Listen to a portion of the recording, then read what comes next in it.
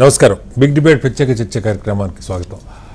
గత కొద్ది రోజులుగా ప్రపంచవ్యాప్తంగా భారతీయులు ఎక్కడున్నా ఒక సంచలనంగా మారిన, ఆందోళనకరంగా మారినటువంటి తిరుపతి లడ్డు వివాదానికి సంబంధించి సుప్రీంకోర్టు ఇవాళ కొన్ని కీలకమైనటువంటి వ్యాఖ్యలు చేసింది. ప్రభుత్వం తొందరపడకుండా ఉండాల్సింది, ముఖ్యంగా ముఖ్యమంత్రి గారు వ్యాఖ్యలు చేయకుండా ఉండాల్సింది. 1-2 సార్లు వెరిఫై చేసుకొని నిజంగా కల్తీ జరిగిందా, కల్తీ నెయ్యి లడ్డూకి వాడారా అన్నది కన్ఫర్మ్ చేసుకొని మాట్లాడుంటే బాగుండేది. మీ దగ్గర ఏమైనా ఆధారాలు ఉన్నాయా కల్తీ నెయ్యిని లడ్డూకి వాడినట్లుగా అని చెప్పి ప్రశ్నించడం జరిగింది. ఈ అంశం మీద ఓ పెద్ద రాజకీయ దుమారమే జరుగుతుంది. దేవుణ్ణి దయచేసి రాజకీయాల్లోకి తీసుకురావద్దని చెప్పి సుప్రీంకోర్టు కీలకమైనటువంటి కొన్ని వ్యాఖ్యలు చేసింది. ఈ అంశం మీద వాళ్ళు బిగ్ డిబేట్లో చర్చ చేపట్టాం. చర్చలో మనతో పాటు శ్రీధర్ రెడ్డి గారు వైఎస్ఆర్సీపీ నాయకులు ఉన్నారు, అలాగే అంబటి రామకృష్ణ గారు కాంగ్రెస్ పార్టీ సీనియర్ నాయకులు మనతో ఉన్నారు, అలాగే సత్యమూర్తి గారు భారతీయ జనతా పార్టీ నుంచి మరి కాసేపట్లో జాయిన్ అవుతారు. పెంటపాటి పుల్లారావు గారు ప్రముఖ రాజకీయ సామాజిక విశ్లేషకులు కూడా మనతో జాయిన్ అవుతారు. ముందుగా శ్రీధర్ రెడ్డి గారు నమస్కారం. శ్రీధర్ రెడ్డి గారు, కోర్టు చేసిన వ్యాఖ్యల్ని వైఎస్ఆర్సీపీ ఎలా చూస్తుంది? కోర్టు కల్తీ జరగలేదని చెప్పలేదు, కల్తీ జరిగినట్టు ఆధారాలు ఉన్నాయా మీ దగ్గర? స్పష్టంగా కల్తీ నెయ్యిని లడ్డుకి వాడినట్టు ఆధారాలు ఉన్నాయా అన్నది. అలాగే సిట్టు వేసిన తర్వాత ముఖ్యమంత్రి గారు వేసే ముందు ముఖ్యమంత్రి గారు మాట్లాడటం వల్ల సిట్టుతో ఉపయోగం ఉందన్నది. కేంద్రం దీన్ని చొరవ తీసుకొని కేంద్రమే దీని మీద దర్యాప్తు జరిపితే బాగుంటుంది, కేంద్ర దర్యాప్తు సంస్థలని కూడా ఒక సూచన చేసింది. ఏమంటారు? శ్రీనివాస్ గారు నమస్కారం అండి. అక్కడ ఉన్న పెద్ద వాళ్ళకి ప్రేక్షకులు నమస్కారం అండి. శ్రీనివాస్ గారు, ఫస్ట్ నుంచి జగన్ గారి వాదన కానివ్వండి, మా పార్టీ వాదన కానివ్వండి ఒకటే. నిజంగా కల్తీ జరిగితే దోషుల్ని శిక్షించండి, విచారించండి, శిక్షించండి. భక్తులు మనోభావాలు గాయపరచొద్దు. మీ ఫెయిల్యూర్ ని డైవర్ట్ చేయటం కోసం ఇలాంటి విషయాలు తీసుకురావద్దు అనేది మా ఫస్ట్ నుంచి కూడా మా ఆర్గ్యుమెంట్. సో ఇదే డిబేట్ లో లాస్ట్ వీక్ మనం మాట్లాడుకున్నాం సార్, ఇది డైవర్షన్ టాక్టిక్స్ చంద్రబాబు నాయుడు గారు దీన్ని తీసుకొచ్చారు అని చెప్పి. దాని తర్వాత వరుసగా జరుగుతున్న పరంపరలో ఏ ఒకళ్ళు మాట్లాడిన దానికి ఒకళ్ళు మాట్లాడిన దానికి పొంతం లేదు. ఇవాళ సుప్రీంకోర్టు కూడా డైరెక్ట్ గా సిద్ధార్థ లూథ్రా గారిని, గవర్నమెంట్ తరఫున రిప్రజెంట్ చేస్తున్న సిద్ధార్థ లూథ్రా గారిని ఏమడిగింది? జూలైలో రిపోర్ట్ వస్తే మీరు సెప్టెంబర్ వరకు ఎందుకు మౌనంగా ఉన్నారు? ఇది నంబర్ 1. నంబర్ 2, రిజెక్ట్ చేసిన దాన్ని ఎలా కలిపారని చెప్పి అంటున్నారు. నంబర్ 3, అడల్టరేషన్ జరిగింది అని అంటున్నారు కదా, మరి ఆ లడ్డూల్ని టెస్ట్ చేయించారా అని అడుగుతుంది. అలాగే మీరు స్టాండర్డ్ ల్యాబ్స్ ఏదైతే మైసూర్ ల్యాబ్ కానివ్వండి, లేదా గజియాబాద్ లో ఉన్న ల్యాబ్స్ లో ఎందుకు టెస్ట్ చేయలేదు, సెకండ్ ఒపీనియన్ కూడా తీసుకోవాలి కదా అని అడిగింది. సో వీటన్నిటికీ కూడా ఆన్సర్ లేదు. ఫస్ట్ నుంచి మేము ఏం చెప్తున్నాం, ఎన్డీడీబీ చైర్మన్ వచ్చి అది ఆయన ప్రమోషన్ రావటమే దుర్మార్గం అని చెప్పి పేపర్ లో వస్తాం. ఏజీఎం డీజీఎం లెవెల్లో ఉన్న మనిషిని చైర్మన్ ని చేశారని చెప్పి వాపోతున్నారు. సో ఆయన చైర్మన్ అయిన తర్వాత వెంకయ్య నాయుడు గారు జూన్ 4 రిజల్ట్స్ వస్తే జూన్ 7వ తారీఖు ఆయన వెళ్ళి కలుస్తారు. చంద్రబాబు నాయుడు గారు ప్రమాణ స్వీకారం అయిన తర్వాత టీటీడీ ఈఓ గారిని అపాయింట్ చేస్తూ తిరుమల తిరుపతి దేవస్థానంలో లడ్డూల్లో అడల్టరేషన్ జరుగుతుంది, మీరు ఎంక్వైరీ చేయండి అంటున్నారు. జూన్ 14న ఈయన ఛార్జ్ తీసుకుంటే జూలై 5వ తారీఖు వరకు ఏం చేస్తున్నారండి? ఈ మధ్యలో నెయ్యి వచ్చింది కదా, ఏదో ఒక కంపెనీలో అయితే వచ్చింది కదా, బట్ చెక్ చేయాలి కదా. చెక్ చేయకుండా జూలై 5వ తారీఖు ఎన్డీడీబీ చైర్మన్ వచ్చి కలిసిన తర్వాత జూలై 6వ తారీఖు ఆయనకి శాంపిల్ ఇస్తారు. కానీ ఆ శాంపిల్ ని వేరే కంపెనీతో సెకండ్ ఒపీనియన్ తీసుకున్నారా అంటే అది కూడా లేదు.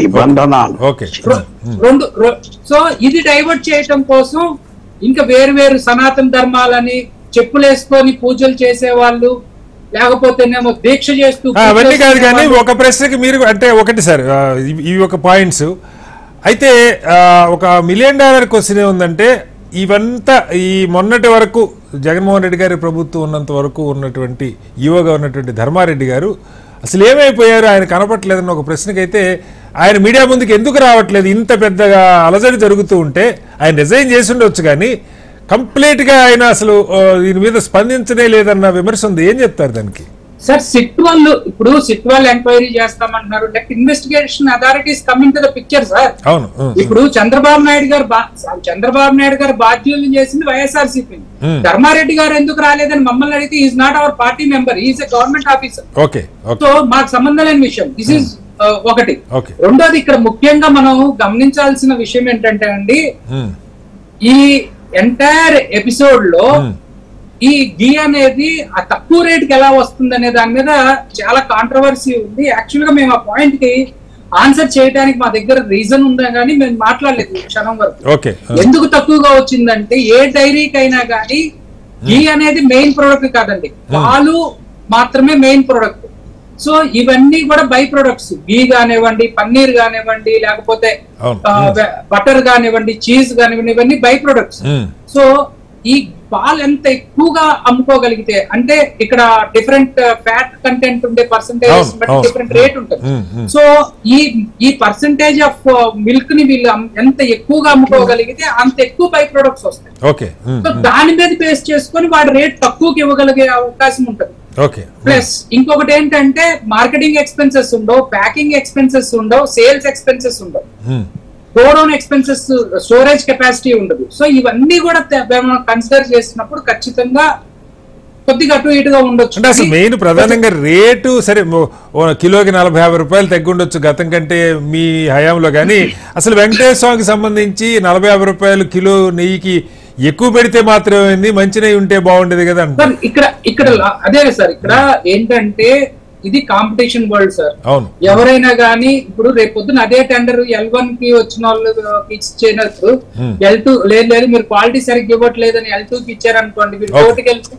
సో ఇవన్నీ legal issues, let us not go into that deep issues.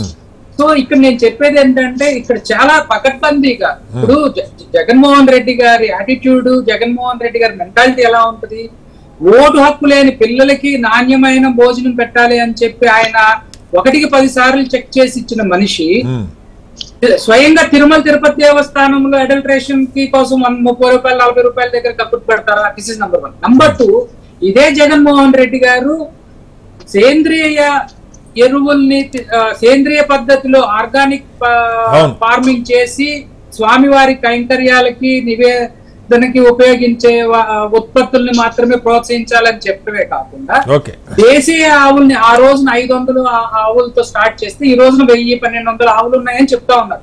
So ఆ ఆవుల నుంచి వచ్చిన నెయ్యినే మనం ఇక్కడ వాడుతా ఉన్నాం. ఏది స్వామివారికి ప్రధానంగా నైవేద్యానికి, దేవుడికి పెట్టే నైవేద్యం, బట్ ఈ లడ్డులకి అది సరిపోదేమోలేండి ఇవి.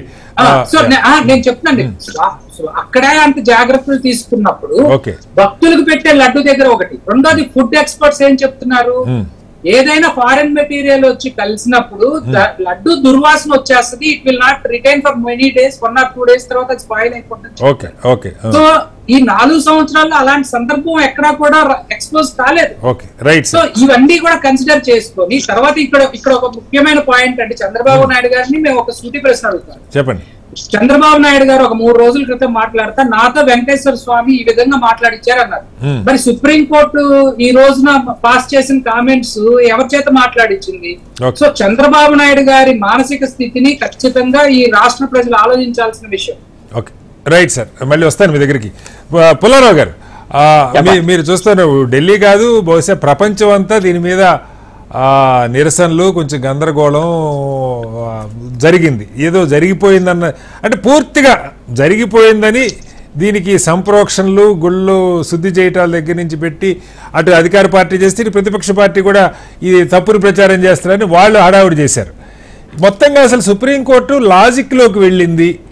ఇది సప్లై చేయటం మొదలుపెట్టింది ఎప్పటి నుంచి, ఆ సప్లై చేసిన వాటిలో గతంలో తెలుగుదేశం రూల్ చేసినప్పుడు కొన్ని ట్యాంకర్స్ వెనక్కి వెళ్ళినాయి, క్వాలిటీ లేకపోతే వైసీపీ వచ్చినప్పుడు అంతకంటే ఎక్కువ ట్యాంకర్స్ వెనక్కి వెళ్ళినాయి.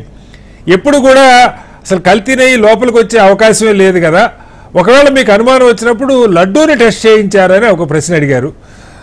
ఎందుకు ముఖ్యమంత్రి గారు తొందరపడి దీని మీద మాట్లాడారు? 1-4 సార్లు వెరిఫై 2-3 ల్యాబులకు పంపించి సెకండ్ ఒపీనియన్ తీసుకుని ఉండాల్సింది, లడ్డూ టెస్ట్ చేయించి ఉండాల్సింది, ఇవన్నీ కూడా మాట్లాడారు. ఏంటంటే ఇది ఎలా అర్థం చేసుకోవాలి ఈ మొత్తం ఎపిసోడ్ని? మీరు చాలా అనుభవం. ఇది ఫస్ట్ అండ్ ఫార్మోస్ట్ మనం చెప్పాలంటే చంద్రబాబు నాయుడు గారు చాలా లక్కీ మ్యాన్. ఈవేళ సుప్రీం కోర్టు విమర్శించింది కానీ స్ట్రిక్చర్స్ పాస్ చేయలేదు. అవును. అది స్ట్రిక్చర్స్ అంటే తెలుగులో కఠిన నిర్బంధాలు. స్ట్రిక్చర్స్ పాస్ చేస్తే రిజైన్ చేయాలి, జ్ఞాపకం పెట్టుకోండి. స్ట్రిక్చర్స్ అది పాస్ చేయాలి. మిగతా అన్ని విమర్శించాడు, చాలా స్ట్రాంగ్ గా విమర్శించారు. పెద్ద లాయర్లు పెట్టారు. పూర్వం ఆ గవర్నమెంట్ కొన్ని వేల కోట్ల లాయర్లు ఖర్చు పెట్టింది, వీళ్ళు ఖర్చు పెట్టినారు. సొంత సొమ్ముల్లాగా ఈవేళ ₹1 2 కోట్లు తినేసి ఉంటారు ఈ సుప్రీం కోర్టు. నెయ్యలాగా ఉండదా వీళ్ళు తినేశారు. అప్పుడు వాళ్ళు కూడా అలా చేశారు. అందువల్ల ఇప్పుడు ఏంటంటే ఆయన అదృష్టం ఏంటంటే ఆ స్ట్రక్చర్ పాస్ చేయలేదు.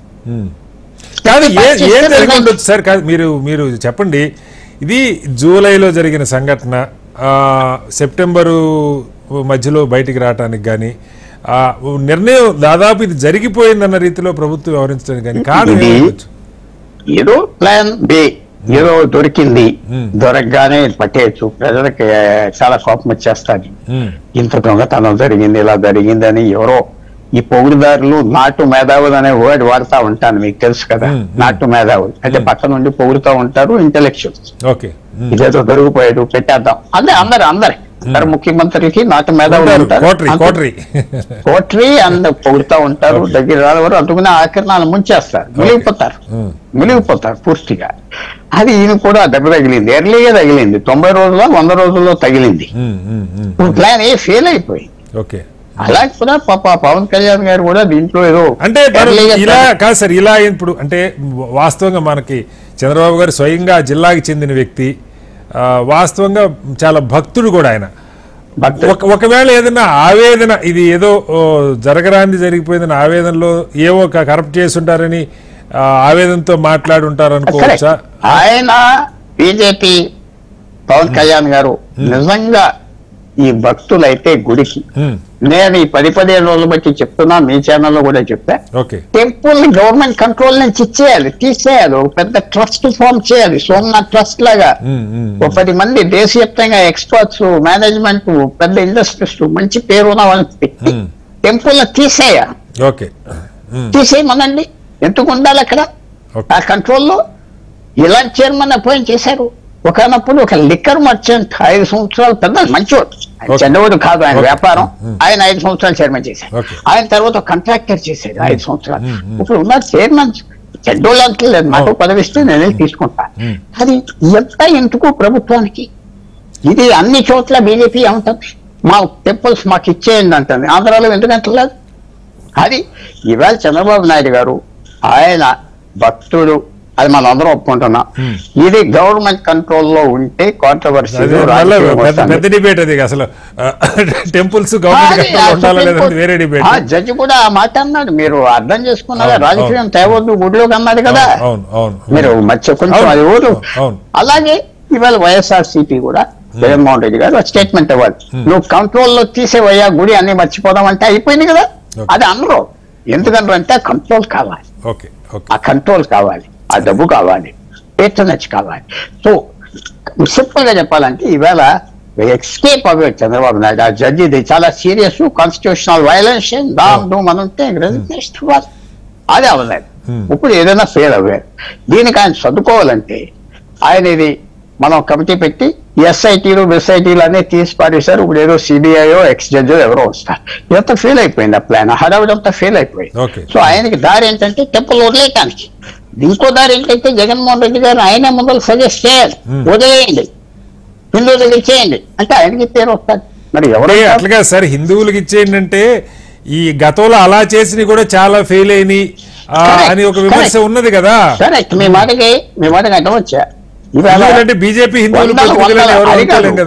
వందల కోట్ల కంపెనీలు, బిలియన్స్ ఆఫ్ లాక్స్ కోట్ల కంపెనీలు మేనేజ్ చేస్తున్నారు, చక్కగా మేనేజ్ చేస్తున్నారు, మేనేజ్మెంట్ ఉన్నది. మన పొలిటికల్ కంట్రోల్, గవర్నమెంట్ కంట్రోల్ ఉంది, అది తీసేయాలి. తీస్తే అందరు పిలిగ్రిమ్స్ కు లాభం వస్తుంది. ఈ గవర్నమెంట్ మారే కొద్ది దేవుడు కూడా మారిపోతున్నారు, అంతే కదా. ఈ గవర్నమెంట్ వస్తే నాది, ఈ గవర్నమెంట్ లేకపోతే నీది, అది.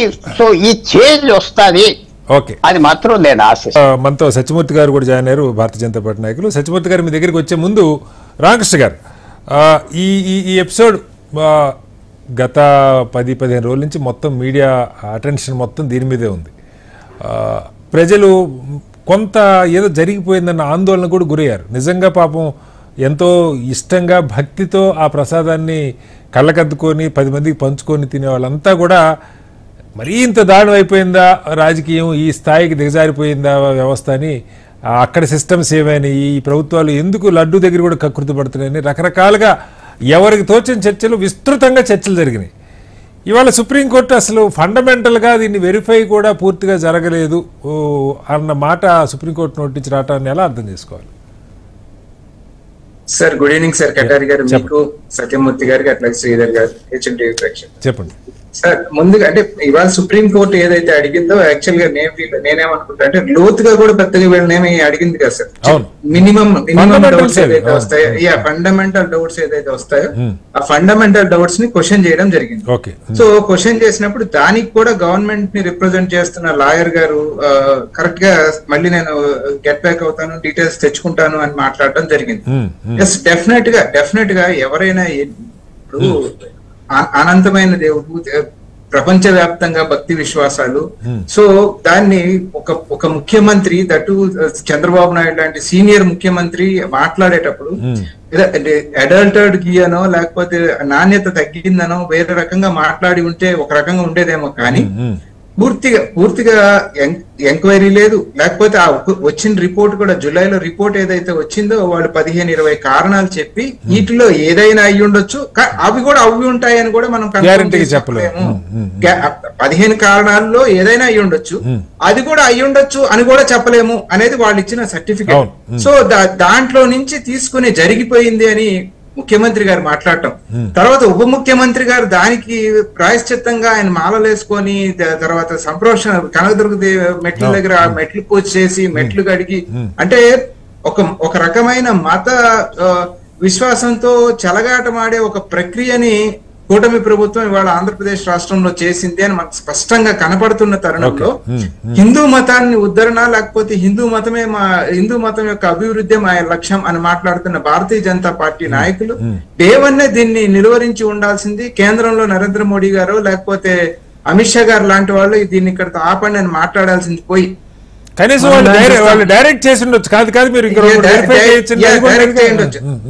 అది చూసిన వెంటనే తక్షణం రాహుల్ గాంధీ గారు స్పందించిన విధానం గాని మీరు చూస్తే, రాహుల్ గాంధీ గారు తీసిన ట్వీట్ గాని మీరు చూస్తే కోట్లాది మంది మనోభావాలు దెబ్బతీనే విధంగా ఉన్నాయి. దేశంలో ఉన్న అధికారులు దీనికి సంబంధించిన వాళ్ళు తక్షణ చర్యలు తీసుకొని దేవాలయం యొక్క పవిత్రతని, భక్తుల యొక్క మనోభావాల్ని కాపాడేటట్టు మీరు తక్షణం యాక్ట్ చేయండి అని చెప్పడం జరిగింది. సో అంటే నో పొలిటికల్ డీవియేషన్స్. సో అటువంటి తరుణంలో పవన్ కళ్యాణ్ గారు ఎంత ఉద్రేకపూరితమైన, ఎంత రెచ్చగొట్టే స్పీచ్ మాట్లాడారంటే అంత రెచ్చగొట్టే స్పీచ్ మాట్లాడిన తర్వాత భారతీయ జనతా పార్టీ మరి కేంద్ర నాయకత్వం యొక్క డైరెక్షనా లేకపోతే ఇక్కడ లోకల్ నాయకుల యొక్క అత్యుత్సాహమో నాకు తెలియదు, కానీ మతానికి సంబంధించి ఏదైనా అవకాశం దొరికింది అంటే రాబందుల్లో వాలిపోయే పరిస్థితి తెలంగాణ నుంచి కూడా నాయకులు రైళ్లలో భజన చేసుకుని మనకి ఆంధ్రప్రదేశ్ రాష్ట్రానికి రావడం చూసాం.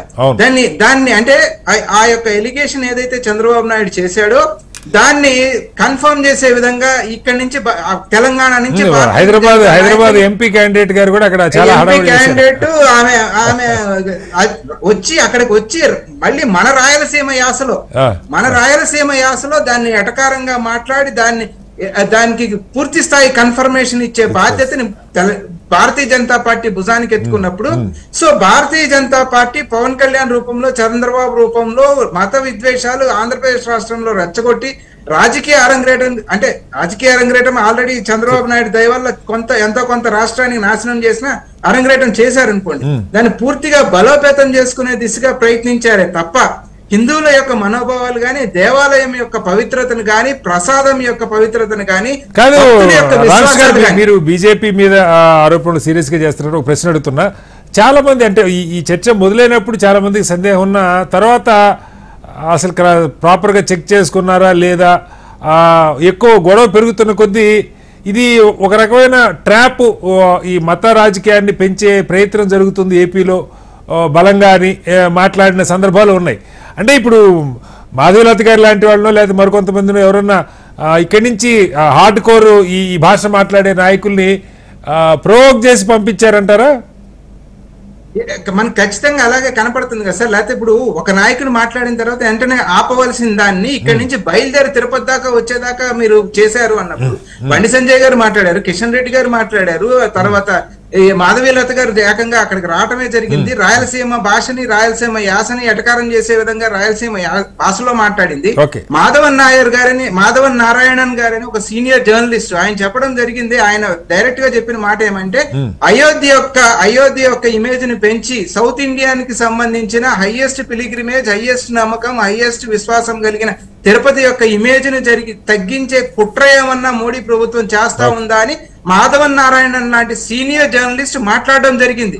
సో దీని వెనకమాల మీరో నేను ఆంధ్ర రాష్ట్ర ప్రజలు కాదు, దీనికి వెనకమాల ఉన్న కారణం ఏంటి, రాజకీయంగా ఉందా లేదా అనే విషయాన్ని అన్ని పక్కన పెడితే కటారి గారు, ఎస్ డెఫినెట్ గా మీకు జూలైలో రిపోర్ట్ వచ్చిన తక్షణం ఏమన్నా ఒక 10 లడ్డూలన్నా కనీసం మీరు క్వాలిటీ చెక్ పంపించారా? ఇప్పుడైతే ఆ లడ్డూ దొరికే అవకాశమే లేదు. క్వాలిటీ చెక్ పంపించకుండా 5-6 కంపెనీలు పంపిస్తున్నప్పుడు, గీని సప్లై చేస్తున్నప్పుడు ఒక కంపెనీని టార్గెట్ చేసుకుని ఆ ఒక కంపెనీ మీద టార్గెట్ చేసిన దాంట్లో అనకూడని మాటలు, మాట్లాడకూడని మాటలు. సార్ ఆలయంలో లోపల పవిత్రంగా బ్రాహ్మలు తయారు చేసే వస్తువు అది. సో వారినందరినీ శ్రీ వైష్ణవుడు. ఇంకొక విషయం కూడా చెప్పాలి సార్, ఇందాక పుల్లారావు గారు ఎవరో మీరు మాట్లాడేటప్పుడు చంద్రబాబు నాయుడు గారికి దైవభక్తి అధికం అన్నారు, కానీ చంద్రబాబు నాయుడు గారి ఇంటర్వ్యూ చూడండి. నేను నాస్తికుడిని అయితే కాదు, నాకు దైవభక్తి కూడా అంతగా లేదు, మా భార్య ఎక్కువగా పూజలు పునస్కారాలు చేస్తుంది, ఆమె చెప్పింది నేను వింటాను తప్ప నాకు దైవభక్తి కూడా అంతగా లేదు అని చెప్పిన మాట చంద్రబాబు నాయుడు గారు కూడా స్పష్టంగా చెప్పడం జరిగింది.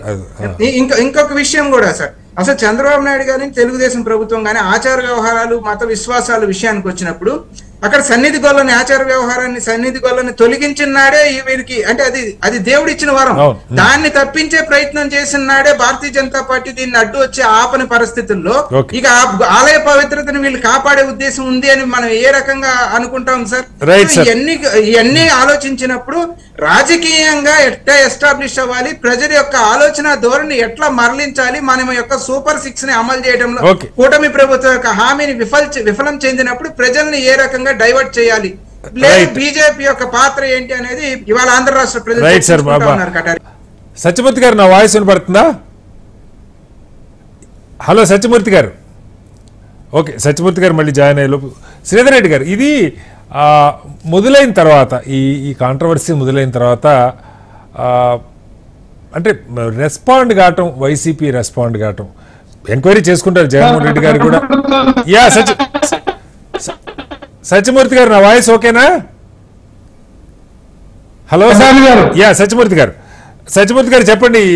ఇక్కడ ఒకటి, మీకు జాతీయ స్థాయిలో అధికారంలో ఉన్న ఒక మత విశ్వాసాలను బలంగా నమ్మే పార్టీకి భారతీయ జనతా పార్టీ, దీని మీద ఇది ఏదో చిన్న గల్లీ దేవుడి విషయం కాదు.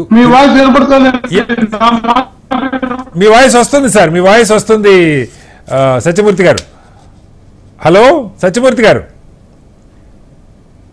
సార్ ఫ్రీజ్ అయింది, మళ్ళీ తీసుకుంటాను సత్యమూర్తి గారు, మీ వాయిస్ సిగ్నల్ వైఫైలో కనెక్ట్ అవ్వండి.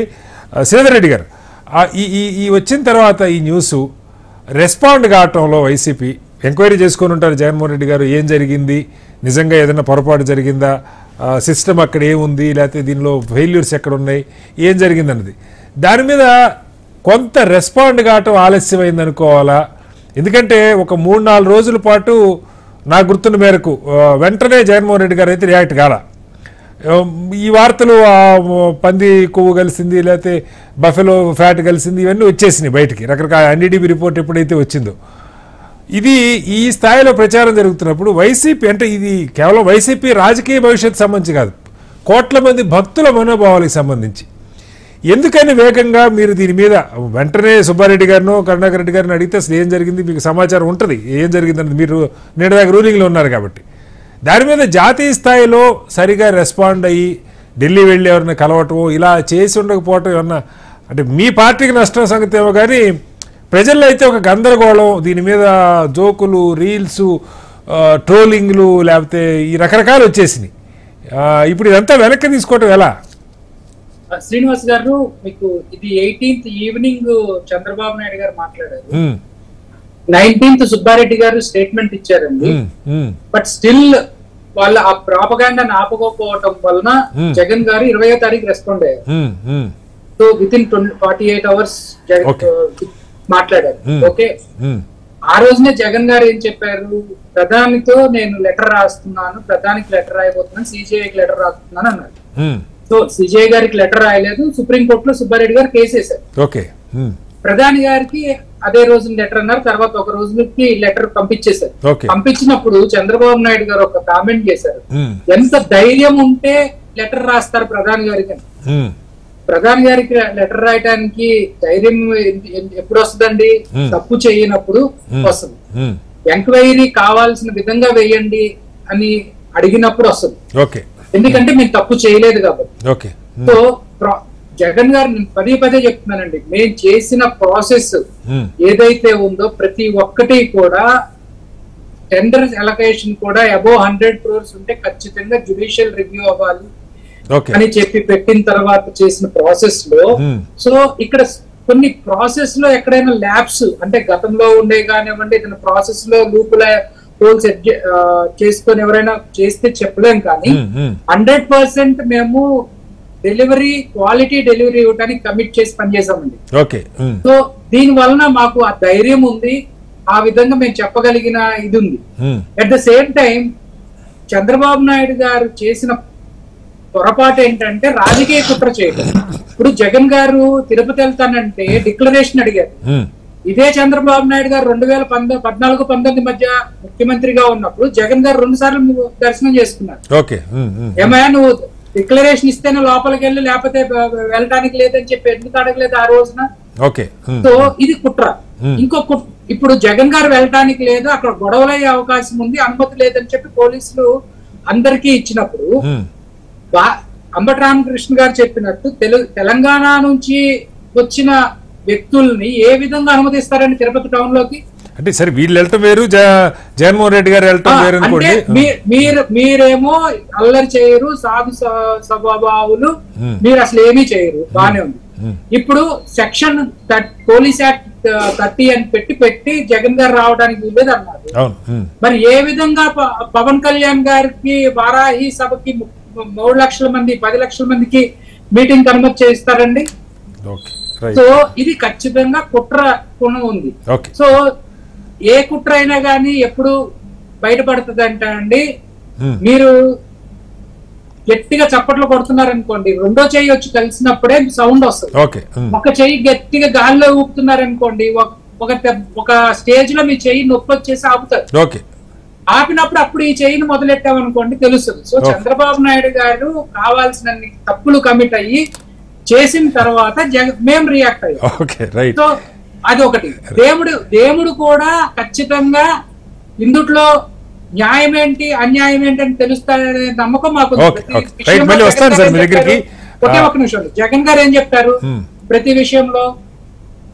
పైన దేవుడు ఉన్నాడు, అన్ని ఆయన చూసుకుంటాడని చెప్తారు. సో ఇవాళ రోజున మేము ఖచ్చితంగా చెప్పగలమండి, నిన్నటి వరకు దుష్ప్రచారం చేసినటువంటి ల్యాండ్ టైటిలింగ్ యాక్ట్ ని పేరు మార్చుకొని చేశారు. మిగతా అంశాలు మళ్ళీ దీనిలోకి అతి త్వరలోనే ప్రపంచం మొత్తానికి తెలుస్తుంది. రైట్ సార్, మనతో సత్యమూర్తి గారు ఫోన్ లైన్ లో జాయిన్ అయ్యారు. సత్యమూర్తి గారు, హలో సత్యమూర్తి గారు. సత్యమూర్తి గారు నా వాయిస్ వినపడుతుందా? ఒకసారి అన్మ్యూట్ చేయండి. ఓకే రైట్ సార్, ఇందాక మీది ఫోన్ సిగ్నల్ కట్ అయింది. సత్యమూర్తి గారు, ఇక్కడ జాతీయ స్థాయిలో బీజేపీ ప్రభుత్వం దేవుడి విషయాలంటే చాలా సీరియస్గా తీసుకునే అంశం. అందులో మీ ప్రభుత్వం అధికారంలో ఉంది రాష్ట్రంలో, కూటమి ప్రభుత్వం. దీని మీద ఇలాంటి సాక్షాత్తు తిరుమల తిరుపతి దేవుడి మీద వచ్చినటువంటి నింద, అంటే అక్కడ జరిగిన దాని మీద వచ్చినటువంటి ఆరోపణలు సెంటర్ సీరియస్గా తీసుకొని ఉండదని ఎవరు అనుకోలేం. ఏం జరిగిందన్నది మీరు వెరిఫై చేసుకొని ఉంటారు, ఎంక్వైరీ చేసుకొని ఉంటారు, ఎక్కడ జరిగింది లోపం ఏంటని. దీని మీద ప్రాపర్ డైరెక్షన్ లేకపోయిందా ఏపీ ప్రభుత్వానికి? ఒక నివేదిక రాగానే అసలు 2 నెలలు ఎందుకు ఆగింది? ఇవన్నీ డే 1 నుంచి కూడా చర్చలో ఉన్నాయి సత్యమూర్తి గారు. జూలైలో నివేదిక వస్తే సెప్టెంబర్ నెలాఖరికి ఎందుకు బయట పెట్టారు? ఎన్డీడీపీకి కొత్తగా ఎందుకు ఇచ్చారు? అసలు అక్కడ ఒక సిస్టమ్ ఉన్నప్పుడు ట్యాంకులు వెనక్కి వెళ్ళటం ఎప్పుడన్నా ప్రాబ్లం వస్తే క్వాలిటీ లేకపోతే వెనక్కి పంపించేది రెగ్యులర్గా జరుగుతున్న ప్రాసెస్. ఇవన్నీ సీజే గారు కూడా ఇవ్వాలి, మన సుప్రీంకోర్టు న్యాయమూర్తి గారు కూడా ఇదే అన్నారు. ఇవన్నీ పబ్లిక్ డొమైన్లో ఉన్న సమాచారమే కదా, వీటిని ఆధారం చేసుకొని కల్తీ నెయ్యి లడ్డూకి వాడారు అని ఏ రకంగా చెప్పగలరు అని సుప్రీంకోర్టు న్యాయమూర్తులు అడుగుతున్న నేపథ్యంలో ఈ సమాచారం మనందరికీ తెలుసు ముందు నుంచి. కాకపోతే చర్చలో లోతుగా పాయింట్లు వెళ్ళలేదు, కానీ జరగలేదని ఇప్పుడు కూడా చెప్పలేం. జరిగిందా లేదా అన్నది తేల్చాలి ఏం జరిగిందన్నది. బట్ దీని మీద ఈ పటిష్టమైన విచారణ ఈవెన్ జూలైలో జరిగి మన ఎవరికి చెప్పకపోయినా ఏపీలో ప్రభుత్వం ఒక విచారణకు ఆదేశించుండొచ్చు. అవేమీ బయటికి రాలా, నివేదిక బయటకు వచ్చాక ఇప్పుడు సిట్టేశారు. సుప్రీంకోర్టు దీన్ని అడుగుతున్నది ఏ రకంగానే. దీని వరకు ఇంకేదైనా కుట్రుందా, మత రాజకీయాలను ఏపీలో చొప్పించేటువంటి కుట్రుందన్న ప్రశ్నలు బయటకు వస్తా ఉన్నాయి. ఏం చెప్తారు సత్యమూర్తి గారు? అందరికీ నమస్కారం. ఇప్పుడు మనం ఏదో సామెత చెప్పినట్టుందని మన వాళ్ళు మాట్లాడే విషయాలు కూడా ఇప్పుడు రామకృష్ణ గారు కానీ లేకపోతే మన శ్రీధర్ గారు కానీ మాట్లాడేది చూస్తుంటే ఎంత హాస్యాస్పదంగా ఉందంటే, ఇప్పుడు ఆయన అంటారు అయోధ్య విలువ తగ్గించడానికి తిరుపతిని బద్నాం చేస్తున్నారా? ఏం మాట్లాడతారండి? మీ రాజకీయాల కోసం ఇక్కడ అయోధ్యను తిరుపతిని ఇలా తీసుకురావడం చాలా తప్పు. అది ఎవరో సీనియర్ జర్నలిస్ట్ చెప్పారని చెప్పారు. సరే వదిలేండి, మిగతా పాయింట్లోకి రండి. అది మీ స్థాయి, మీ స్థాయి మేము అంతకంటే ఎక్కువ మేము మాట్లాడను, అది మీ స్థాయి. ఇప్పుడు ఇక్కడ విషయం ఏంటంటే కథగారి గారు, ఇప్పుడు మీకు ఎప్పుడైతే ఈ ప్రభుత్వం రివర్స్ టెండరింగ్ అనే పేరుతో చేసిందో అది దీనికి ఒక ప్రథమ కారణం అండి. ఇప్పుడు 450 రూపాయలకి నందిని వాళ్ళు కాస్ట్ టు కాస్ట్ వెళ్తున్నాం దేవుడు కావటం చెప్పినటువంటి నెయ్యిని 312 రూపాయలకి కొని మీరు ఏ రకంగా దాంట్లో క్వాలిటీని ఎక్స్పెక్ట్ చేస్తారండి? అసలు అది కాదు సార్, మీరు సత్యమూర్తి గారు మీరు సుప్రీం దేవుడికి ఇచ్చేటువంటి దాంట్లో రివర్స్ టెండరింగ్ ఏంటండి? నేను అడుగుతున్నా, మీరు అనుమానం రావడంలో తప్పు లేదు సత్యమూర్తి గారు. తప్పు సత్యమూర్తి గారు మీకు అనుమానం రావడంలో తప్పు లేదు, కానీ వెరిఫై చేసుకోవాలి కదా ప్రాపర్ గా ఏం జరిగిందో చెప్పండి. మీకు బజార్లో మీకు హైదరాబాద్ నగరంలో ఇవాళ ఎవరు పుల్లారావు గారు చెప్పారు 1000 రూపాయలు కాదండి, మీరు ఎమరాల్డ్ అని ఉంది ఇక్కడ మీకు ఇందిరా పార్క్ దగ్గర, అక్కడ నేను నెయ్యి కొంటా 4000 రూపాయల కిలో అండి, నెయ్యి 4000 రూపాయల కిలో. మీరు కావాలంటే ఎవరైనా వెరిఫై చేసుకోండి. ఆవు నెయ్యి ప్యూర్కి కావాలంటే 4000 రూపాయలు ఉంది, సరే అవన్నీ పక్కన పెడితే 312 రూపాయలు. గతంలో వైసీపీ తెలుగుదేశం ప్రభుత్వం ఉన్నప్పుడు కూడా 4000 రూపాయలు నెయ్యి ఎప్పుడు కొనలేదు కదా. 2014 నుంచి 19 దాకా తెలుగుదేశం ప్రభుత్వం కదా. ప్రభుత్వం చెప్పట్లేదండి, నేను చెప్పేది రివర్స్ టెండరింగ్ లో ఎవరు తక్కువైతే వాళ్ళకి ఇస్తామని చెప్పి ఎప్పుడైతే చెప్పారో అక్కడ. ఇంకొక విషయం అండి, రెండో విషయం ఏంటంటే ఇందాక రామకృష్ణ గారు మాట్లాడారు కదా, ఇదంతా కూడా కుట్రండి. ఇదంతా కూడా మీరు అది ఎవరు కుట్ర చేశారు, సనాతన ధర్మాన్ని ఎవరు విమర్శించారు, ఎవరి కుటుంబంలో వాళ్ళు దీన్ని చేశారు. ఇందాక ఆయన అన్నారు రాహుల్ గాంధీ గారు ఎందుకు మాట్లాడేది ఏం తెలియకుండా మరి భక్తులు మన విషయంలో దెబ్బతున్నాయని ఎట్లా మాట్లాడాడని పూర్తిగా విచారం లేకుండా ఆయన స్టేట్మెంట్ ఇవ్వాలి. భక్తులు ఈ చంద్రబాబు గారి మాట మాట్లాడిన తర్వాత మా భక్తులు మనో విశ్వాసాలు దెబ్బతలేదా? కల్తీ జరిగిపోయింది జనం నమ్మారు కదా. అంటే ఏంటి కన్ఫర్మ్ చేయడానికి కాదు, ఆయన విచారం జరిగిందా? మరి అలా ఆయన మాట్లాడచ్చా? ఇప్పుడు ఇవాళ భక్తుల విశ్వాసాలు దెబ్బతిన్నాయని చెప్పి ఎలా మాట్లాడారు రాహుల్ గాంధీ? భక్తుల విశ్వాసాలు దెబ్బతిన్నాయి, విచారణ చేయండి అన్నారు సార్. వాళ్ళ తప్పు వీళ్ళ తప్పు అని అనలేదు కదా. అదే చెప్తున్నా సార్, ఇప్పుడు అది విశ్వాసాలు దెబ్బతున్నాయని ఎందుకన్నారు ఆయన అంటున్నా, ఆయన కన్ఫర్మ్ అవ్వకుండా అంటాడా? చెప్పండి. కాబట్టి ఎవరో స్పందిస్తారు, దీనిలో ఖచ్చితంగా స్పందిస్తారు, అంతేగాని అయోధ్యని ఆ పాయింట్ మళ్ళీ మీరు మాట్లాడితే ఆయన అన్నారు పాసింగ్ కామెంట్స్ వెళ్ళిపోతున్నారు. తీసుకురావడానికి కాంగ్రెస్ పార్టీ ఎన్డీ కూటమి చేస్తుందో ఇది వెరీ రాంగ్ థింగ్. ఇప్పుడు మిమ్మల్ని నేను అడిగే ప్రశ్న కాదు సత్యమూర్తి గారు, మీరు చాలా సీనియర్, మీరు పరమ భక్తులు నాకు తెలుసు వ్యక్తిగతంగా. ఇక్కడ ఈ వార్త వచ్చినప్పుడు ఇలా జరిగి ఉంటుందా నిజంగా? అవినీతి ఉంటే 10 రూపాయలు ఎక్కువ పెట్టుకుంటారు కానీ తక్కువ పెట్టుకుంటారు. తక్కువ పెట్టుకోనంత మాత్రం అవినీతి లేదని కూడా నేను అంట్లా. అసలు చర్చ అది కాదు. ఇలా వెంకటేశ్వర స్వామికి నైవేద్యంలో భక్తులకు ఇచ్చే లడ్డూలో అందులో 1000 కోట్లు మింగటానికి ఎవరికి ఉండదు. రాజకీయాల్లో 100 కోట్లు 1000 కోట్లు ఎలాగో మింగుతున్నారు. దేవుడి విషయంలో, భక్తుల విషయంలో, సెంటిమెంట్ విషయంలో ఈ పని చేస్తారా? ఒకవేళ చేశారు అనుకుందాం, మనం 1-2 సార్లు చెక్ చేసుకొని వెరిఫై మాట్లాడదాం అన్న ఆలోచన అటు ప్రభుత్వానికి లేకపోతే మీరు మిత్రపక్షం ఉండి మీరు కూడా ఆ చర్చ జరగలేదు కదా సార్. రాష్ట్రంలో నాయకులందరూ మాట్లాడేశారు కదా. ఇంకో ల్యాబ్కి పంపండి, ఇంకో 1-2 సార్లు చెక్ చేసుకుందాం అన్న మాట ఎవరి నోటి నుంచి రాలేదు సత్యమూర్తి గారు. ఇప్పుడు అది ND national dairy development board Gujarat వాళ్ళు ఇచ్చిన సర్టిఫికెట్ అండి అది. అవును. ఇప్పుడు అంతకుముందు మీరు దాని ఏదో పంపడానికి లింక్ చేశారు. అది లోకల్ గా తిరుపతిలో ప్రిలిమినరీ టెస్ట్ చేస్తారు. ఈ ప్రిలిమినరీ టెస్ట్ లో వాళ్ళు ఇది డెన్సిటీ మాయిశ్చర్ కంటెంట్ ఇవి మాత్రమే చూస్తారు వాళ్ళు. అది ఎక్కడ తేడా వస్తే పంపిస్తారు. సెంట్రల్ గవర్నమెంట్ ల్యాబ్కే పంపేవాళ్ళు. CFTRI అనేది సెంట్రల్ గవర్నమెంట్ ల్యాబ్, దానికి పంపేవాళ్ళు. సరే ఇప్పుడు NDDBకి పంపారు. చర్చ దాని విషయంలో కూడా ఆయన చెప్పారు ఓ 15 కండిషన్లు ఉన్నాయి, అందులో ఈ 15లో ఏ కారణమైనా ఉండొచ్చు, ఏది కాకపోయి ఉండొచ్చు అని కూడా ఉందని. 2వ ల్యాబ్కి పంపి మనం క్రాస్ చెక్ చేసుకోవాలి, లడ్డు పంపి టెస్ట్ చేయించాలి. ఈ ప్రశ్నలు రామకృష్ణ గారు ఎవరు అడుగుతున్నాయి కదా సార్, సుప్రీంకోర్టు అడిగిన ప్రశ్నలు సత్యమూర్తి గారు. అవునండి, అది పంపాల్సిన బాధ్యత ఎవరిది? టీటీడీది. మరి మీరెందుకు మాట్లాడుతున్నారు? ప్రభుత్వం మీరు కదా. అయితే ప్రభుత్వం ఏమైతే మేము కూడా టీటీడీని అడుగుతాం పంపండి. ప్రభుత్వం మాట్లాడుతూ మాత్రం 3 నెలల నుంచి అడుగున్నారు కదా, టీటీడీ కొత్త చైర్మన్ ని లేకపోతే కొత్త ఈఓని నియమించారు, వెంటనే అడుగున్నారు కదా మీరు, ముఖ్యమంత్రి గారు లేదా పవన్ కళ్యాణ్ గారు ఎవరో ఒకళ్ళు అడుగుండాలి కదా ఈ సమాచారం రాగానే. మా నడ్డా గారే అడిగారు, దీని మీద సమగ్ర విచారణ జరిపించండి, దాన్ని అంటే అర్థమైంది, దాన్ని సరైనటువంటి కన్ఫర్మేషన్ తీసుకోండి. మరి ఈలోగా మాట్లాడుకుంటున్నామని అనుకోలేదు కదా ఎవరు, సమస్యది.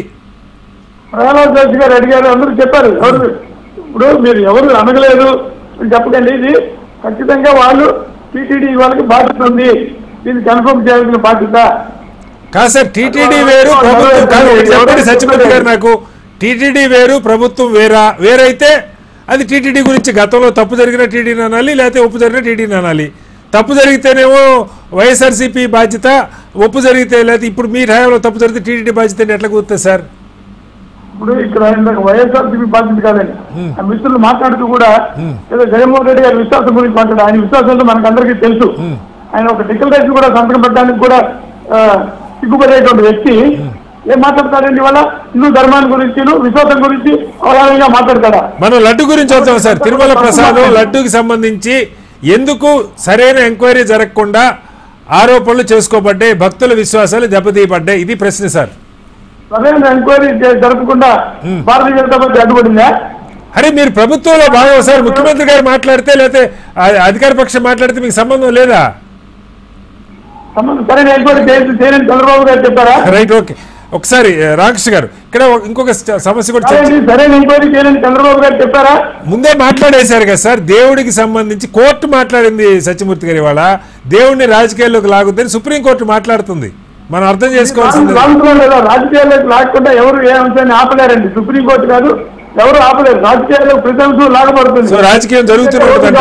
రామకృష్ణ గారు మాట్లాడాల అయోధ్య తిరుపతి అని, కాబట్టి రాజకీయాల్లోకి రాకుండా ఏ విషయం రాకుండా ఉండదు.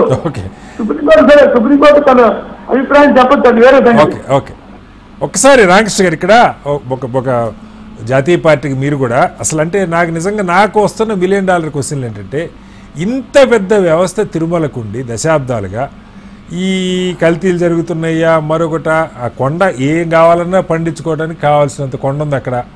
7 కొండలు ఉన్నాయి, ఒక కొండ కాదు. నెయ్యి 10,000 కాదు, 1,00,000 దేశీ ఆవులను పెట్టుకొని కావాలి పుష్కలంగా కొండ మీద ఎంత నెయ్యి కావాలి, ఎంత పాలు కావాలి, ఎన్ని వేల లీటర్ల పెరుగు కావాలి కొండ మీదకి. ఓ భారీ డైరీ ఎందుకు పెట్టుకోలేకపోయాం ఇన్నేళ్ళ నుంచి? విలువైనటువంటి ల్యాబ్ ఇప్పుడు కోట్ల రూపాయలు ఇప్పుడు CFTRIకో NDDBకో లేదా ఇంకో దానికో పంపాల్సింది ఎందుకు? అసలు A to Z అక్కడికే then and there itself పరీక్షలు చేసుకునే ఎక్విప్మెంట్ ఎందుకు పెట్టుకోలేకపోయాం? స్వామివారికి ఏం తక్కువ రామకృష్ణ గారు? ఇవన్నీ లేవన్నది సరే, మంచికో చెడుకి వాళ్ళు చర్చకి రావడం మంచిదైంది. ఇప్పటికైనా అసలు ఒక ప్రక్షాళనకి సంబంధించి నిజంగా ఎందుకు మొదలుపెట్టినా ఫుల్ ప్రూఫ్గా సిస్టమ్ తయారు చేసుకోవడానికి మనం అందరం భక్తులమే. రామకృష్ణ గారు ఏం చెప్తారు? సార్ గతంలో అంటే టీటీడీనే ఒక డైరీ మీరు చెప్పినట్టు స్టార్ట్ చేయొచ్చు, నడపచ్చు. కానీ అంతకు ముందు కూడా వీళ్ళు కొంటుంది ఎక్కడి నుంచి అంటే కర్ణాటక గవర్నమెంట్ కి సంబంధించిన నందిని నుంచి కొంటున్నారు. సో ఒక నందిని డైరీ నుంచి కొంటున్నారు, గవర్నమెంట్ దీని నుంచే కొంటున్నారు. అట్ ది సేమ్ టైం మనకి అక్కడ చిత్తూరు గవర్నమెంట్ డైరీ ఉండేది. ఆ గవర్నమెంట్ డైరీని కనుక ఇంకా ఇంప్రూవ్ చేసుకున్నా టీటీడీకి దానికి మనం అనుసంధానం చేస్తుంటే అద్భుతంగా చిత్తూరు డైరీని తీసుకొని చిత్తూరు డైరీ నుంచి టీటీడీకి సప్లై చేసుకొని ఉండొచ్చు. సరే, ఇప్పుడు రాజకీయ విమర్శల కన్నా చిత్తూరు డైరీ అనేది ఎవరి హయాంలో దాన్ని నాశనం చేయబడింది, ఎందుకు ఇది చేయబడింది, మళ్ళీ కాంగ్రెస్ గవర్నమెంట్ రాజశేఖర రెడ్డి గారు ముఖ్యమంత్రిగా మేము ఎంత దాన్ని ప్రయాస చేసాం దాన్ని పునరుద్ధరించడానికి అనేది ఒకటి మనం అర్థం చేసుకోవాల్సిన విషయం. రెండో విషయం కూడా చూసుకుంటే సార్, గత 28 సంవత్సరాలు అంటే 1996 చంద్రబాబు నాయుడు గారు మొట్టమొదట ముఖ్యమంత్రి అయిన దగ్గర నుంచి ఈ రోజు వరకు సుమారుగా రమారమి ఒక 30 సంవత్సరాలు తీసుకుంటే సగానికి పైగా ఆయనే పరిపాలించింది ఉమ్మడి ఆంధ్ర రాష్ట్రాన్ని గాని లేకపోతే విభజిత ఆంధ్రప్రదేశ్ కానీ ఇప్పుడు గాని ఆయన పరిపాలించింది. ఆ పరిపాలించి దట్టు చిత్తూరుకి సంబంధించిన ఉమ్మడి చిత్తూరు జిల్లా, ఇప్పుడంటే తిరుపతి విడిపోయింది అనుకుందాం, ఉమ్మడి చిత్తూరు జిల్లాకు చెందిన నారా చంద్రబాబు నాయుడు గారు ఇవాళ భారతీయ జనతా పార్టీలో ఉన్న నల్లారి కిరణ్ కుమార్ రెడ్డి గారు, ఆయన ఒక 3.5 సంవత్సరం, దాదాపుగా ఈయన ఒక 15 సంవత్సరాలు అంటే 18-19 సంవత్సరాల పాటు చిత్తూరు నుంచి ముఖ్యమంత్రులు పరిపాలించిన తరుణంలో మీరు కనీసం ఆ కొండ పైన అంటే ఆ ల్యాబుల పైన మీరు విశ్వాసం మీకే లేని పరిస్థితి, అంటే ఇంకొక చోటకి ల్యాబ్ కు పంపించుకునే పరిస్థితి. టీటీడీ ల్యాబుల్ని అంత దీనంగా ఉన్నాయి. టీటీడీ ల్యాబులు 3 చోట్ల మనం చెక్ చేసాం అనుకుంటున్నప్పుడు అక్కడ కూడా మీరు ఫెయిల్ అయ్యారు కదా చంద్రబాబు నాయుడు గారు. మన టీటీడీ ల్యాబుల పైన మీరు దాన్ని పూర్తిగా చేయలేకపోయి, అంటే సే ఫర్ ఎగ్జాంపుల్ అంటే ఈ రోజు ఇర్రెస్పెక్టివ్ ఆఫ్ పార్టీస్ మాట్లాడతాం సార్, కాంగ్రెస్ ముఖ్యమంత్రిగా ఉన్న మా రాజశేఖర రెడ్డి గారి పైన, తర్వాత ఇంకొక ముఖ్యమంత్రి గారి పైన, వారి విశ్వాసాల పైన, వారి ఆచారాల పైన మీకు నమ్మకం లేకపోయి ఉండొచ్చు. బట్ మీరు కట్టుదిట్టంగా తీసుకున్న చర్యలేవి 5 సంవత్సరాలు ప్రతిపక్షంలో ఉన్నప్పుడు మీరు అక్కడ ఏమైనా ల్యాప్సెస్ జరిగితే దాని గురించి ప్రశ్నించిన సందర్భాలు ఏమిటి? ఈ రకమైన ప్రశ్న ఎప్పుడైనా వచ్చిందా? లడ్డు నాణ్యత గురించి అయితే 40-50 సంవత్సరాల నుంచి గవర్నమెంట్లు మారినప్పుడల్లా లడ్డు సైజ్ తగ్గిందనో నాణ్యత జనరల్ గా మాట్లాడే మాట సార్. బట్ ఇంత సీరియస్ ఎలిగేషన్, ఇంత దుర్మార్గమైన ఎలిగేషన్ ఏ రోజన్నా రావటం జరిగిందా? ప్రతిపక్షంలో ఉన్న మీరు ఇది ఎందుకు పసిగట్టలేకపోయారు? విజిలెన్స్ డిపార్ట్మెంట్ అనేది టీటీడీకి పైన ఒక డిఫరెంట్ మళ్ళీ అదనంగా ఒక విజిలెన్స్ డిపార్ట్మెంట్ అనేది ఉంటుంది సార్. ప్రతిపక్ష నాయకుడిగా ఆయన కావాలంటే రిపోర్ట్స్ ఏ రిపోర్ట్ అయినా తెప్పించుకొని ఉండొచ్చు, ఎక్కడైనా చెక్ చేసుకొని ఉండొచ్చు. ఇవేవి కాకుండా జూలైలో జరిగిన దాన్ని సెప్టెంబర్ లో 100 రోజుల పండుగ నాడు తీసుకొచ్చి మాట్లాడటం, కాంగ్రెస్ ఖచ్చితంగా అన్ని ప్రతిపక్ష పార్టీలు మీ సూపర్ 6 గురించి క్వశ్చన్ చేస్తాయనే దానిపైన మాట్లాడడం, దాన్ని పూర్తిగా వకాల్తా పుచ్చుకొని ఇవాళ ఒక వీడియో వైరల్ అవుతా ఉంది పవన్ కళ్యాణ్ గారి మీద దశావతారం అని. సో ఆ దశావతారాల్లో అటువంటి పవన్ కళ్యాణ్ గారు మాట్లాడిన, అంటే ఇక చంద్రబాబు నాయుడు గారు చేసిన మిస్టేక్ ని అడ్మిట్ చేయడం కోసం ఆ పవన్ కళ్యాణ్ గారు దాన్ని వకాల్తా పుచ్చుకొని మాట్లాడడం. ఇందాక నేను చెప్పింది కూడా సత్యమూర్తి గారు రాంగ్ గా అర్థం చేసుకున్నట్టున్నారు. రాహుల్ గాంధీ మనోభావాలు దెబ్బ తిన్నాయనలా, తినే అవకాశం ఉంది. చాలా పెద్ద దేవస్థానం, చాలా ఎక్కువ సంఖ్యలో నమ్మకం ఉన్న దేవస్థానం, దాని యొక్క శాంక్టిటీని కాపాడాలి అని రాసింది ఆయన. మనోభావాలు దెబ్బ తిన్నాయంటే కూడా తప్పలేదు సార్, నిజంగా దెబ్బ తిన్నాయి, అందులో సందేహం లేదు. ప్రతి ఇంట్లో చర్చ జరిగింది రామకృష్ణ గారు, ఏమైందని.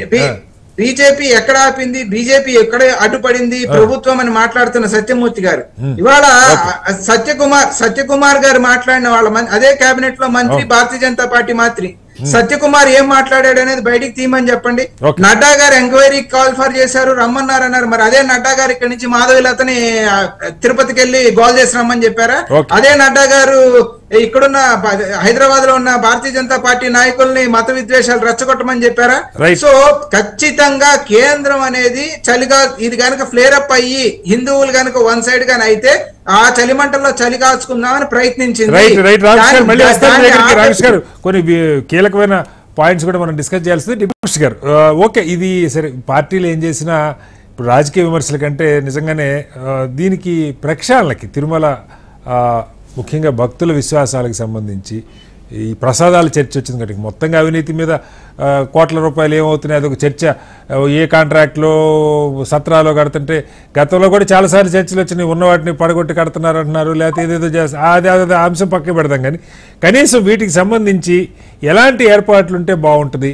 ఇందాక పుల్లారావు గారు కూడా కొన్ని మాట్లాడారు, దీన్ని సపరేట్ చేయాలా, ఇవి జరుగుతాయా ఆ డిమాండ్లు ఫెయిల్యూర్ అయినాయని చాలా మంది చెప్తుంటారు గతంలో. ఏం చెప్తారు? పుల్లారావు గారు చెప్పిన ఏదైతే ఉందో అది ఆర్ఎస్ఎస్ మన ఆలోచన విధానం సార్. అది ఎక్కడైతే ఇంకో స్వామీజీ కూడా చెప్పడం జరిగింది, ఏమి నిధులు డబ్బులు ఉండి అద్భుతంగా నడుస్తున్న దేవాలయాలనే కావాలి ప్రైవేట్ ఏది మఠాలకు పీఠాధిపతులకు అప్పచెప్పాలని ఎందుకు కోరుతున్నారు? దేశంలో అనేక దేవాలయాలు జీర్ణావస్థకు చేరుతున్న పరిస్థితుల్లో ఉన్న దేవాలయాలు కొన్ని కోకొల్లలుగా ఉన్నాయి. అటువంటి దేవాలయాల్ని తీసుకుంటామంటే ఇమీడియట్ గా అప్పచెప్తానే పరిస్థితిగా ఉంటది. సో అటువంటి దేవాలయాలను కోరుకోకుండా వీళ్ళ కన్నంతా అడిగే వాళ్ళ కన్నంతా కూడా టీటీడీ పైనే ఉంది మళ్ళీ. సో దాంట్లో కూడా మనం అర్థం చేసుకోవాలి. సో ఈ రకంగా ప్రభుత్వం నిర్వహించాల్సిన దాన్ని తీసుకెళ్లి ఖచ్చితంగా కనుక ఈ పీఠాధిపతులు మఠాధిపతులకు అప్పచెప్పినప్పుడు మళ్ళీ వేరే రకాల సమస్యలు చాలా ఉత్పన్నమైన పరిస్థితి ఉంటుంది సార్. సిడి సాయి ట్రస్ట్ తీసుకుంటే అక్కడ ఎన్ని ఇబ్బందులు ఎన్ని న్యూస్లు మనం వింటున్నాం. అదంతా ఎందుకు, అయోధ్య విషయంలోనే తీసుకున్నప్పుడు విపరీతమైన ల్యాండ్ మాఫియా జరిగింది. గుడి కన్స్ట్రక్షన్ జరిగే ముందు ఎంఆర్ఓలు తహసీల్దార్లు ఎంపీలు ఎమ్మెల్యేలు భారతీయ జనతా పార్టీ వాళ్ళు అనేక మంది కొన్నారు. జరిగిన అయోధ్యలోనే ఓడిపోవడం కూడా జరిగింది. సో అదర్ దాన్ గవర్నమెంట్ ఎవరు నిర్వహించినా సరే దీంట్లో చాలా అవకతవకలు జరిగే ఉంది. గవర్నమెంట్ నిర్వహిస్తున్న దాంట్లో డెఫినెట్ గా తప్పు ఉంటే ఖచ్చితంగా మనం చెప్పొచ్చు, ఇదిగో ఇది ఇక్కడ తప్పు జరుగుతా ఉంది, దీనికి ప్రభుత్వం సరి చేయాల్సింది ఉంది, టీటీడీ పాలక మండలి దీన్ని సరి చూసుకోవాల్సిన పరిస్థితి ఉంది అని చెప్పొచ్చు తప్ప ప్రైవేట్ వేరే ఎవరికి అప్పు చెప్పినా సరే మళ్ళీ ఇక్కడ కులాల కుంపటి రేగే పరిస్థితి అంటే వారిని ఆయా కులాలని ట్రీట్ చేసే విధానం గానీ ఇవన్నీ చాలా ఉత్పన్నమయ్యే సమస్య ఉంటది. కాబట్టి ఖచ్చితంగా ఇది ప్రభుత్వం నిర్వహించడమే కరెక్ట్ అని నేను భావిస్తా ఉన్నా. ఇప్పుడు మీరు చెన్నైలో వెళ్ళి చూడండి, ప్రభుత్వం ఆధీనంలో ఉన్నాయి, అద్భుతంగా నడుస్తా ఉన్నాయి. మరి ఇప్పుడు అక్కడ కూడా గోల్ చేస్తా ఉన్నారు మఠాలకి పీఠాధిపతులకి అప్పు చెప్పాలని. ఏదైతే అధిక సంపద కలిగిన దేవాలయాలు ఉన్నాయి వాటిని కోరుతా ఉన్నారు. So that is definitely not the solution. అదైతే ఖచ్చితంగా సొల్యూషన్ కాదు. కాకపోతే నేనైతే అనుకునేది ఏమంటే అనాదిగా ఒక పర్చేస్ గానీ అనాదిగా ఒక పరంపర వస్తున్నప్పుడు దాన్ని మనం డీవియేట్ అయితే ఇటువంటి ఎలిగేషన్స్ వచ్చే పరిస్థితి ఈ రోజు మనం ఇక్కడ తావిచ్చిన వాళ్ళం అయ్యాము అనేది కూడా మనం ఇక్కడ ఆలోచించుకోవాలి. చెప్పారు మొదటి దర్శనం పెద్ద గొల్లకు ఉంటది, సన్నిధి గొల్లకి ఇవ్వాలి.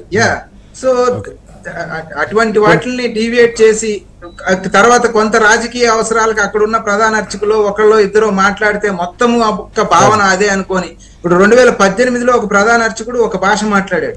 అదే ప్రధాన అర్చకుడు 2023 ఎండ్కి వచ్చేటప్పటికి మళ్ళీ అంటే ఏ ప్రభుత్వం అధికారంలోకి రాబోద్దనో లేకపోతే అంచనా ఏమో గాని అదే వ్యక్తులు వచ్చి ఎలిగేషన్ చేయటం సత్యమూర్తి గారు చెప్పారు కదా రాజకీయాలకు ఎవరు అతీతులు కాదని చెప్పారు. సరే ఆయన స్వయంగా చెప్పాడు రాజకీయాలకు ఏదే అతీతం కాదు ఖచ్చితంగా. కానీ ఒక మాట చెప్పండి రామకృష్ణ గారి, ఈ మధ్యలో దీనిలో అవినీతి దీనిలో సనాతన ధర్మం చొరబడిపోయింది. సనాతన ధర్మం మీద ఒక పెద్ద చర్చ జరిగింది.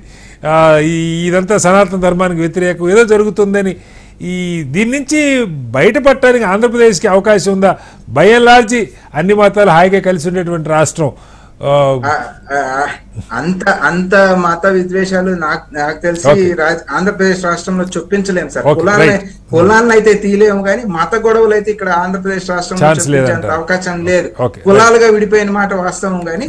సో ఇది ఆంధ్రప్రదేశ్ అంత ఇదిగా రైట్. ఒకసారి శ్రీధర్ రెడ్డి గారు ఫైనల్ గా ఒకటి చెప్పండి. సరే ఇప్పుడు ఇది కోర్టు తేల్చాలి, చాలా ప్రిలిమినరీ స్టేజ్ లో ఉంది. సరే ఇవాళ కామెంట్స్ ప్రభుత్వాన్ని సీరియస్గా క్వశ్చన్ చేసినట్టుగా ఒక తొందరపాటు చర్యన్నట్టుగా క్వశ్చన్ చేయటం. బట్ ఇక్కడితో అయిపోలేదు. కోర్టు ఏం చెప్తుంది, కోర్టు ఎప్పటికి తేలుస్తున్నది, వేగంగా తేల్చాలని కోరుకుంది. ఎందుకంటే నిజంగా భక్తుల మనోభావాలకు సంబంధించిన అంశం కాబట్టి ఇది వేగంగా తేల్చాలి. అయితే ఇక్కడితో అయిపోకూడదు శ్రీధర్ రెడ్డి గారు. దీనికి పరిష్కారాలు తిరుమల కొండకి సంబంధించి చెక్స్ అండ్ బ్యాలెన్సెస్, ఒక టీటీడీ అటానమస్ దీన్ని కాపాడటం కానీ మఠాధిపతులకి లేకపోతే వ్యక్తులకి అప్పగించడం కాకుండా ప్రభుత్వమే నిర్వహించినా దానికి ఒక సమర్థమైనటువంటి ఏర్పాటు స్వయం ప్రతిపత్తి ఉండాలన్నది ఉందని అనుకుంటున్నాం. కానీ లేదు వాస్తవంగా. ఏ ముఖ్యమంత్రి ఉంటే ఆ ముఖ్యమంత్రికి మీరు అనుకూలంగా ఉంటే మీకు అనుకూలంగా ఉన్న ఈవోలు, మీకు అనుకూలంగా ఉన్న బోర్డులు, లేదా ఇంకో ప్రభుత్వం ఉంటే వాళ్ళకి అనుకూలంగా ఉన్న ఈవోలు, వాళ్ళకి అనుకూలంగా ఉన్న బోర్డులు.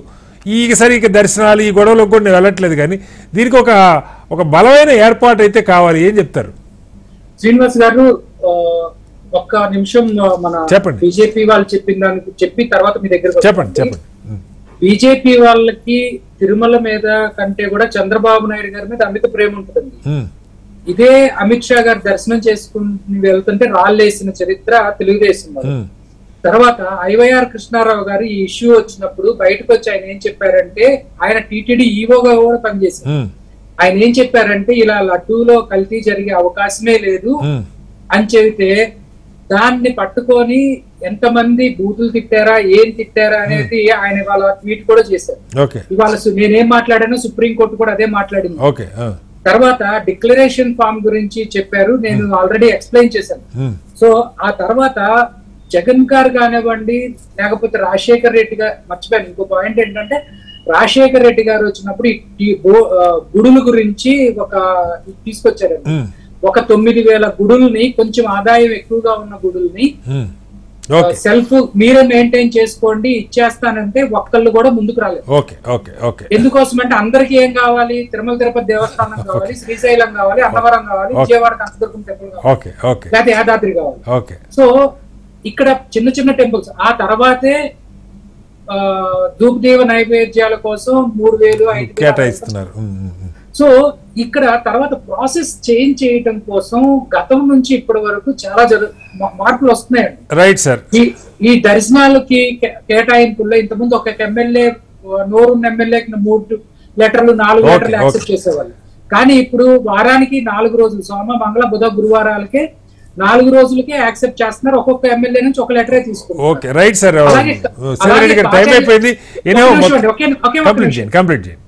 అలాగే కాటేజెస్ ఎలా ఎలకేషన్ లో కానివ్వండి, డబ్బులు ఇవ్వటంలో కానీ చేంజెస్ తీసుకొచ్చాం. శ్రీధరెడ్డి గారు ఇవాళ అయిపోలేదు దీని మీద చర్చ. శ్రీధరెడ్డి గారు, ఇది కోర్టు దీని మీద సీరియస్ ఎలిగేషన్స్, సీరియస్ కామెంట్స్ చేసినటువంటి పరిస్థితి. నిజం నిగ్గు తేలాలని కోరుకుందాం. భక్తుల మనోభావాలకు సంబంధించి గాయపడ్డ మాట వాస్తవం, దాన్ని సరి చేసుకోవాల్సిన అవసరం ఉన్నది. అన్నిటికీ మించి తిరుమలలో భవిష్యత్తులో ఎలాంటి అపచారాలు జరగకుండా, అపచారాలు జరిగిన ప్రచారం కూడా జరగకుండా ఒక ఫుల్ ప్రూఫ్ మెకానిజం అయితే కావాలి. ఆ దిశగా ఇప్పుడున్న ప్రభుత్వం చర్యలు తీసుకోవాలని కోరుకుందాం. చర్చలో పాల్గొన్న శ్రీధరెడ్డి గారికి, రామకృష్ణ గారికి, సత్యమూర్తి గారికి, అలాగే పుల్లారావు గారికి ధన్యవాదాలు. ఇది వాళ్ళ బిగ్ డిబేట్. మరొస్తే మళ్ళీ కలుద్దాం. అందరికీ నమస్కారం. సెలవు.